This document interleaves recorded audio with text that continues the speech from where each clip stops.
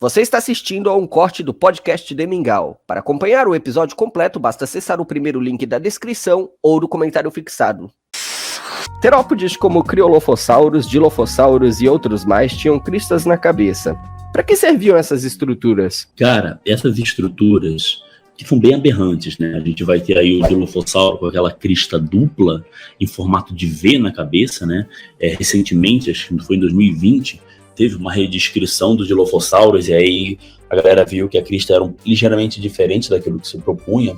E o Criolofossauros, ele vai ter aquele topetinho, é uma crista muito simpática que o Criolofossauros tem. Porque realmente ele parece um topetinho por cima da cabeça, forma uma ondinha assim e ele é todo ornamentado, é bem bonito. Essas estruturas, normalmente estruturas aberrantes, quando a gente vai ter assim, na vida de maneira geral, né? Como cauda de pavão, o que mais? Aquelas penas longas da ave do paraíso. Ouso dizer que até as penas laterais do birajara, que a gente consegue ver bem no registro fóssil. Então, quando a gente vai ter essas características mais aberrantes e coisas muito diferentes, fugindo do padrão, elas normalmente têm a ver com características que são selecionadas a partir da seleção sexual, tá? Então, você vai ter aí uma grande chance de que elas sirvam para algum tipo de display sexual. Então, é bem capaz de que essas cristas, inicialmente, elas tivessem surgido justamente por isso.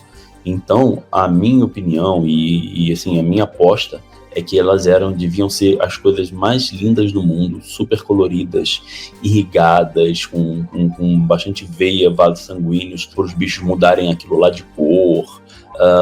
Devia ser um troço assim interessantíssimo de se observar. Bom, mas mudando de assunto, só que ainda falando de estruturas no crânio de terópodes, fale um pouco sobre os chifres do Carnotaurus. Sei lá, pra que serviam essas estruturas afinal? E é verdade que ele não foi o único abelissaurídeo com chifre? Explica aí pro pessoal, Rafa.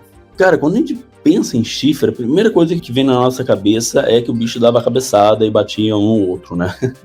E isso é muito provável que acontecia também com o Carnotauro, tá? Então a gente vai ter aí o Carnotauro apresentando 2 chifres na cabeça e eles provavelmente usavam isso para dar cabeçada. Em 2018 eu publiquei um artigo falando exatamente sobre esses comportamentos que os abelissauros deveriam ter, com base não somente no chifre, mas também em toda a estrutura cervicocefálica, né? Então assim, você vai ter aí a estrutura do pescoço, tá? Que é um pescoço extremamente forte, desenvolvido, e a cabeça também que recebia a musculatura desse pescoço para ser algo muito robusto, né? Não somente isso, mas a estrutura do corpo, né, do plano corporal de um abellissauro, como o Carnotauro, favorece a hipótese de que os bichos eles eram bem truncados mesmo e tinham capacidade de empurrar, né? Então aí nesse artigo de 2018 eu proponho que os bichos dessem cabeçadas, mas de forma não muito intensa como um bode. Eles deviam dar cabeçadas aí amarradas de baixo impacto, mais para empurrar mesmo, como por exemplo fazem os atuais iguanas marinhos, tá? Sim, isso é bem interessante porque a gente vê essa robustez no crânio, né, do Carnotauro e também no restante do corpo dele, que ele tem toda uma musculatura muito forte, principalmente no pescoço, inclusive na própria perna para empurrar, né, a gente vê isso bem claramente. Então provavelmente ele poderia ter esse tipo de comportamento. E aí, respondendo a sua outra pergunta sobre outros abelissauros com chifre, a gente vai ter o Majungasaurus, que é um bicho lá de Madagascar, que ele vai ter um chifre único, que ele é resultado não só do espessamento também, mas de uma projeção do osso frontal, dos ossos frontais. Então o osso frontal do bicho, ele vai ser todo, assim como do Carnotauro também é o frontal, mas do Majungasauro vai ser uma crista única, bem no meio da cabeça. E isso é muito interessante, né? Porque ela não tem a mesma origem evolutiva que o chifre do Carnotauro, tá? Uhum. Não vão ter a mesma origem evolutiva porque são bichos que estão, apesar de serem abelissauros, eles não estão tão próximos assim filogeneticamente na história evolutiva deles. Aí a gente vai ter um Majungasaurus com esse chifre no frontal, tá bom?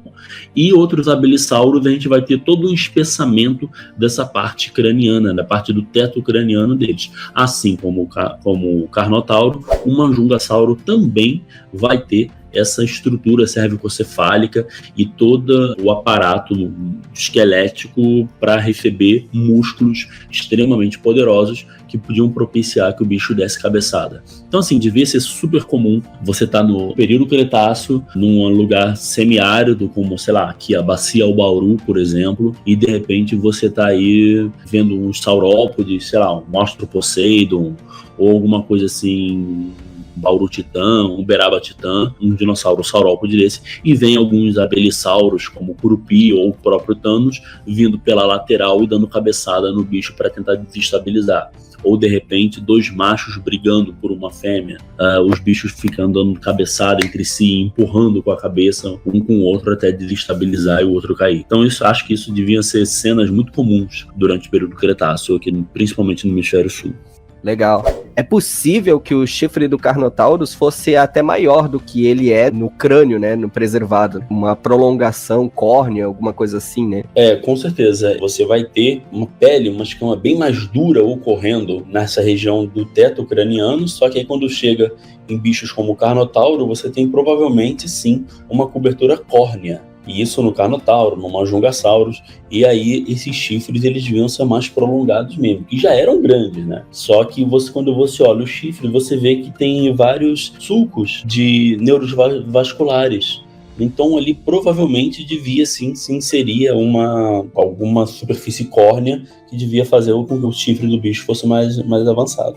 Bom, o que levou abelissaurídeos como Carnotaurus e Scorpiovenator a terem um focinho tão curto? Cara, isso é uma pergunta bem interessante e, assim, eles vão ter um focinho mais curto, né? Muito provavelmente em função da mordida que eles deviam ter, da força de mordida e da estratégia de caça deles, que devia ser algo muito parecido como pegar, morder e puxar. Diferentemente de um Tiranossauro Rex, por exemplo, que devia morder e quebrar osso, um Abelisauro já não faria isso, né? Ele já teria aí provavelmente um comportamento de slash, ele morde e puxa. E aí um focinho mais curto vai fazer com que toda essa musculatura da mandíbula dele pudesse ser bem forte, né?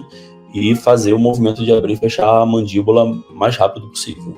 É bem interessante porque quando a gente olha isso no padrão dos abelissauros, a gente não somente vê esse focinho curto, mas também a gente vê os dentes deles extremamente achatados lateralmente, que é uma condição que a gente chama de zifodonte, né? Uma zifodontia muito avançada. Então os dentes deles são muito finos e muito serrilhados, e as serrilhas voltadas para cima. Então, assim, deviam ser máquinas de matar mesmo. Mas aí, como eu falei para você, eles deviam ser mordidas de um impacto mais raso, né? Morde e tira. Ao passo que um tiranossauro vai morder e quebrar. E é claro que o desenvolvimento do focinho mais curto, assim, tem a ver com isso. Outra coisa que também é interessante é que num focinho mais curto, e se esses bichos todos tinham uma superfície córnea nessa parte do teto craniano, na parte do focinho, seria mais fácil também para que eles pudessem usar isso para bater e entrar em impacto com outro terópode, outro